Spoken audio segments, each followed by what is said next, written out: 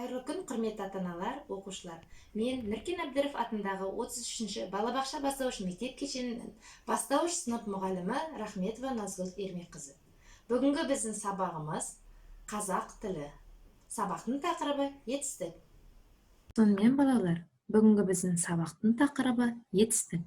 Оқу мақсаты тірек сөздерді қатыстыра отырып, берілген тақырып бойынша әңгіме құрау.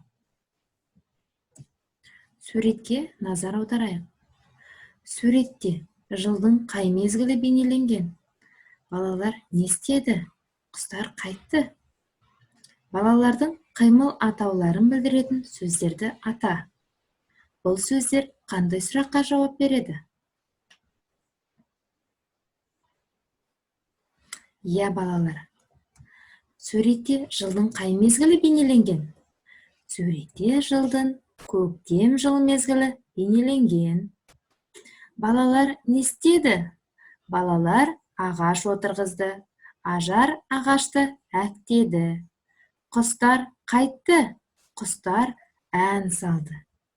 Ендеше балалар, осы суретте қимылды білдіріп тұрған сөздерді атайықшы. Отырғызды, әктеді, салды. Демек, балалар, бұл сөздер қандай сұраққа жауап береді? Дұрыс айтасыңдар. Не істеді?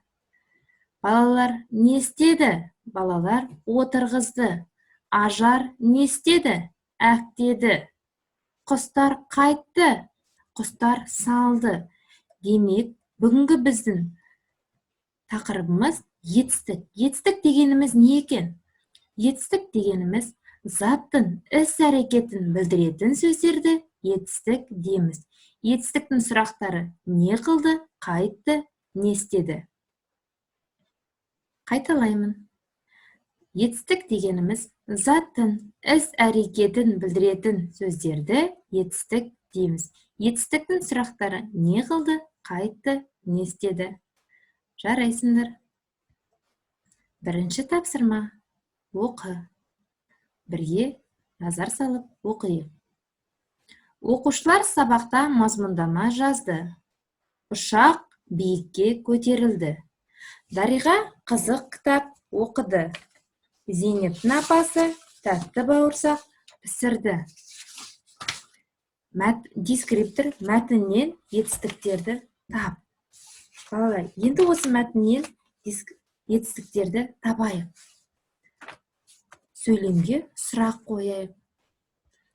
Оқушылар не істеді? Оқушылар жазды. Ұшақ қайтты. Ұшақ көтерілді. Дариға не істеді? Дариға оқыды.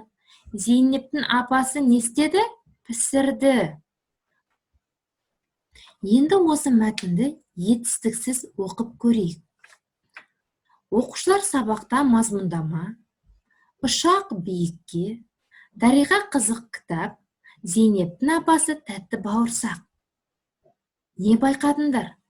Қандай ой түйдіңдер? Етістік сөйлемнің қай жерінде кездеседі екен? Дұрыс айтасыңдар, балалар. Ой аяқталмаған. Ал етістік сөйлемнің қай жерінде кездеседі? Етістік сөйлемнің соңында жазылады. Және ол заттың іс-қимылын білдіреді. Жарайсыңдар, балалар. Бұл сабақты бекіту үшін оқулықтан тапсырмалар орындаймыз. Келесі тапсырма. Зат есіммен етістіктен құралған сөздерді байланыстырып, сөйлем құрау. Қайталайықшы, есімізге түсіріп алайықшы. Зат есім дегеніміз не? Зат есімнің сұрақтары қандай? Зат есім дегеніміз заттың атын білдіретін сөз табын зат есім дейміз. Зат есімнің сұрақтары кім, кімдер, не, нелер. Ендеше зат есімдерді оқиық. Арыстан, оқушы, сауысқан, дәрігер, қарға, қасқыр. Екінші бағанда етістік. Етістіктің сұрақтары не істеді, қайтты, не қылды?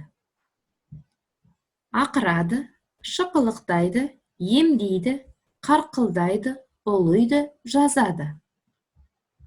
Енді осы зат есіммен етістіктерді байланыстырып сөйлем құрастырайық. Өзіңді тексеріп көр. Арыстан не істейді? Арыстан ақырады. Оқушы не істейді? Оқушы жазады. Сауысқан не істейді? Сауысқан шықылықтайды. Дәрігер не істейді? Дәрігер емдейді.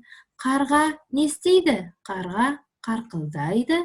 Қасқыр не істейді? Қасқыр ұлиды. Осы жерде қандай сұрақ қойылды? Дұрыс айтасыңдар. Не істейді? Керемет. Жарайсыңдар, балалар. Демек, етістік дегеніміз не екен? Ережені мұқият есімізге сақтап алайық. Етістік дегеніміз заттың қимылын, іс-әрекетін білдіретін сөздерді етістік дейміз. Етістіктерге не істеді, не қылды, қайтты деген сұрақтар қойылады. Келесі кездескенше сау сәлеметте болыңыздар.